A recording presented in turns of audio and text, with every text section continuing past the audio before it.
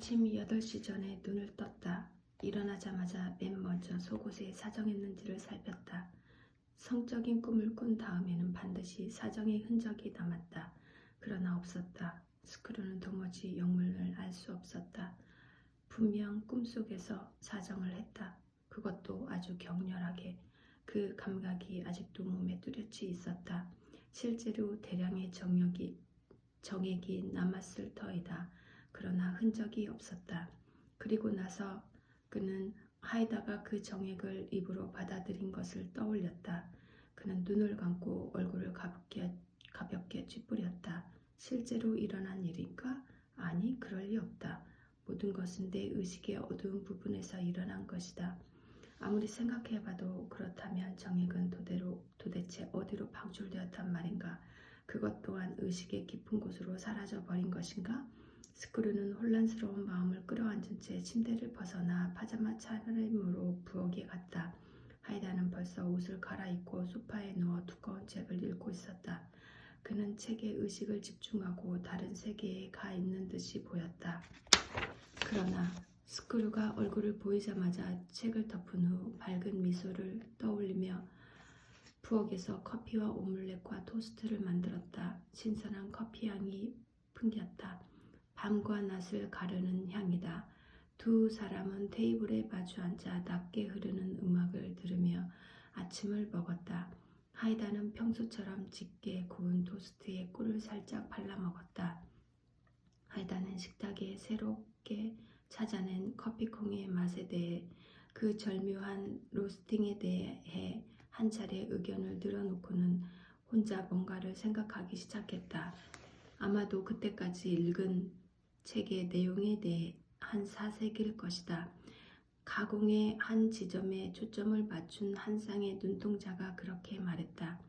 깨끗하고 밝지만 거기에서 뭔가를 읽어낼 수 없다. 그가 추상적인 명제에 대해 사고할 때 보이는 눈이다.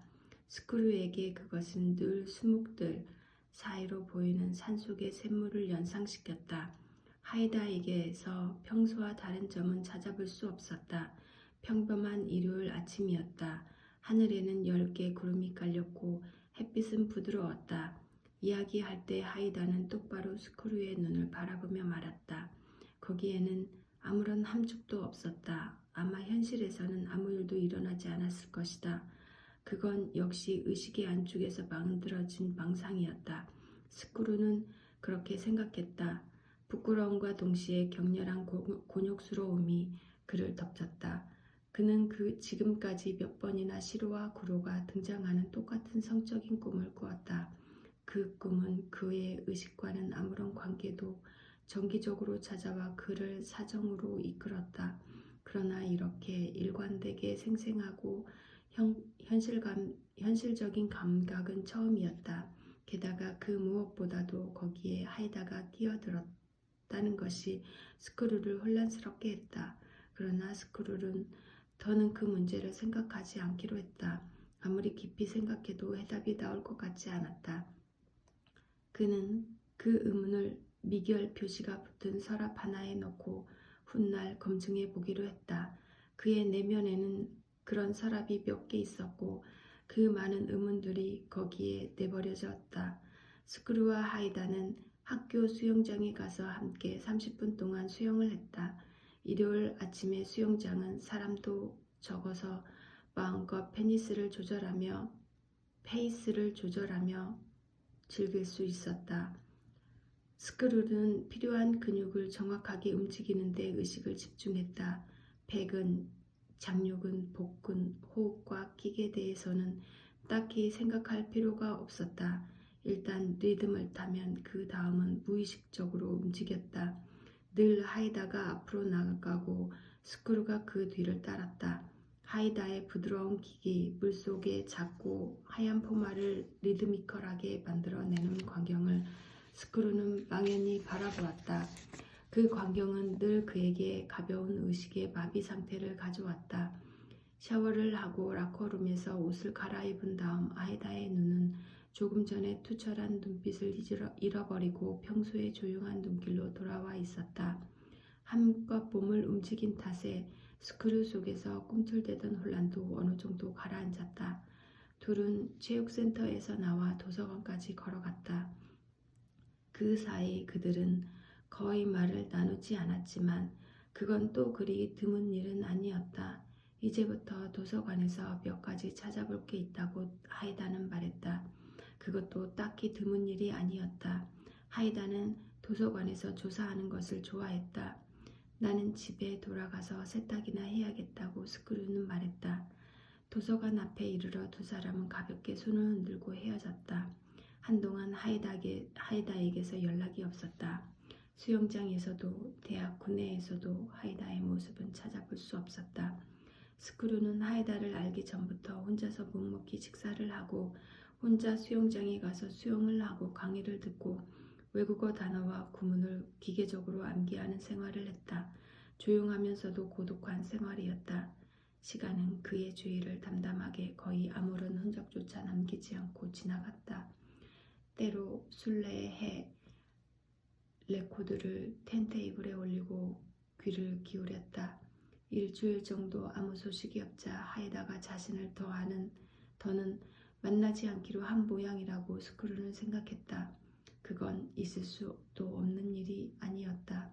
그는 아무런 얘기도 없이 이유도 없이 어디론가 가버렸을 것이다. 옛날에 고향에서 그 4명이 그랬던 것처럼 그 연하의 친구가 자신에게서 떠난 것은 그날 밤 자신이 체험했던 성적인 꿈 때문인지도 모른다고 스크루는 생각했다. 하이다는 어떤 루트를 통해 내 의식 속에서 일어나는 일이 하나 남김없이 꿰뚫어보고 거기에서 불쾌감을 느꼈는지도 모른다. 또는 화가 난 것일지도 모른다. 아니, 그건 불가능한 일이다.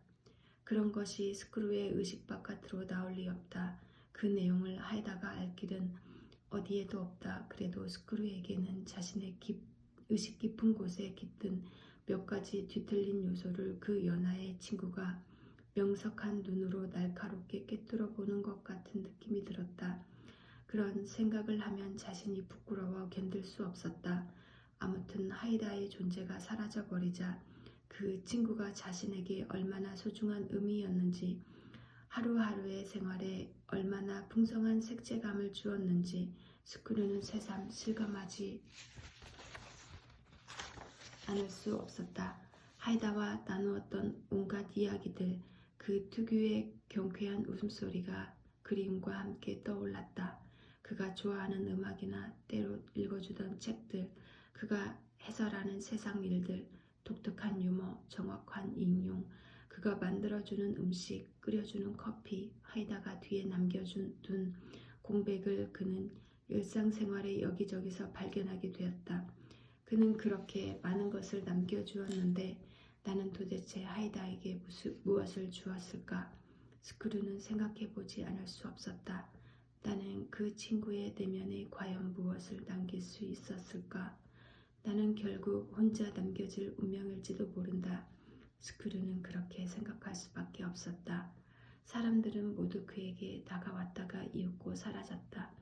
그들은 스크루 속에 무엇을 찾으려 하지만 그것을 찾지 못해 또는 찾았지만 마음에 들지 않아 체념하고 떠나버리는 것 같았다. 그들은 어느 날 갑작스럽게 모습을 감추어 버린다. 설명도 없고 제대로 된 작별 인사도 없이 따스한 비가 흐르고 아직도 조용히 백박치는 인연의 끈을 날카롭게 소리 없이 손도끼로 싹둑 잘라버리는 것처럼 분명 자기에게는 근본적으로 사람을 낙담케 하는 뭔가가 있다. 색채가 없는 다자키 스크루. 그는 소리내어 말해보았다. 결국 남에게 내밀 수 있는 건 뭐 하나 가진 게 없어. 아니, 그러고 보면 나 자신에게도 내밀 것이 하나도 없을지도 모르지. 그러나 도서관 앞에서 헤어진 이후로 열흘째 되는 날 하이다는 대학 수영장에 호련히 모습을 나타냈다. 스크루가 몇 번째인가 턴을 하려 했을 때 벽에 닿는 오른손등을 누군가가 손가락으로 가볍게 톡톡 쳤다. 고개를 들어보니 수영복 차림의 하이다가 쭈그리고 앉아있었다. 검은 안경을 이마에 걸고 입가에는 늘 보던 상쾌한 미소가 떠올라 있었다. 두 사람은 오랜만에 얼굴을 마주하고 특별히 말을 주고받지 않고 작게 고개만 끄덕이고 평소처럼 같은 레인에서 나란히 긴 거리를 헤엄쳤다. 부드러운 근육과 움직임과 얌전하고 규칙적인 킥의 리듬이 물속에서 두 사람 사이에 오가는 유일한 소통이었다. 거기에는 말이 필요 없다. 잠시 아키다에 가 있었어요. 수영장에서 나와 샤워를 한 다음 수건으로 머리에 물을 닦으면서 하이다는 말했다. 갑작스럽게 집에 일이 있어서. 스크루는 애매하게 대답하고 고개를 끄덕였다. 학기 중에 열흘이나 학교를 벗어난 것은 하이다에게는 굉장히 드문 일이었다. 그 또한 스크류와 마찬가지로 어지간한 일이 아니고서는 강의를 빼먹지 않았다. 아마도 큰 일이었을 것이다. 그러나 귀향의 목적에 대해 그는 아무 말도 하지 않고 스크류도 애써 묻지 않았다. 아무튼 연하의 친구가 아무 일 없이 돌아옴으로써 스크류는 가슴 어딘가에 맺혔던 무거운 공기덩어리 같은 것을 겨우 바깥으로 내뱉을 수 있었다. 가슴에 맺힌 것이 풀어진 것 같은 느낌이 들었다. 그는 스크류와 절교할 생각으로 모습을 감춘 게 아니었던 것이다. 다음에도 하이다는 예전과 다를 바 없는 태도로 스크류를 대했다. 두 사람은 자연스럽게 일상적인 대화를 하고 식사를 했다. 하이다가 도서관에서 빌려온 클래스 음악 CD를 소파에 앉아 같이 듣고 그 음악에 대해 이야기를 하고 읽은 책에 대해 대화했다. 또는 그냥 같은 방에 있으면서 친밀함을 나누었다. 주말에 하이다는 스크류 집에 와서 밤늦게까지 이야기를 나누고 그냥 머물렀다. 그가 밤중에 침실로 들어와 어둠 속에서 스크류를 음시하는 일도 더는 없었다. 스크류는 그 뒤로 시로와 구로가 함께 나오는 성적인 꿈을 몇 번 꾸었지만 거기에 하이다가 모습을 드러내지는 않았다.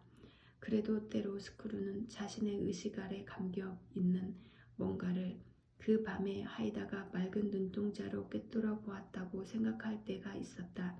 그리고 응시의 흔적을 몸 안에서 느꼈다. 가벼운 화성과도 같은 아릿한 통증이 남은 듯했다. 하이다는 그때 스크류가 은밀히 품은 망상이나 욕망을 관찰하고 하나하나를 점검하고 분류했다. 그런 다음에도 여전히 친구로서 만남을 계속하는 것이다. 다만 그 온당치 않은 모습을 그냥 그대로 받아들여 감정을 정리하고 마음의 안정을 찾기 위한 격리의 시간이 필요했던 것이다. 그래서 그는 열흘간 스크류와 교류를 끊었다. 물론 단순한 추측에 지나지 않았다. 근거도 없고 도무지 앞뒤가 맞지 않는 억측이었다. 망상이라고 해야 할지도 모른다. 그러나 그런 생각이 집요하게 따라와서 스크류를 초조하게 만들었다. 하이다에게 의식이 깊은 곳 구석구석까지 들켜버린 게 아닌가 생각하니 자신이 마치 축축한 돌 아래서 살아가는 하잘것없는 벌레가 되어버린 듯한 느낌이 들었다. 그러나 다잡기 스크류는 그 연하의 친구를 필요로 했다. 아마 다른 그 무엇보다도 더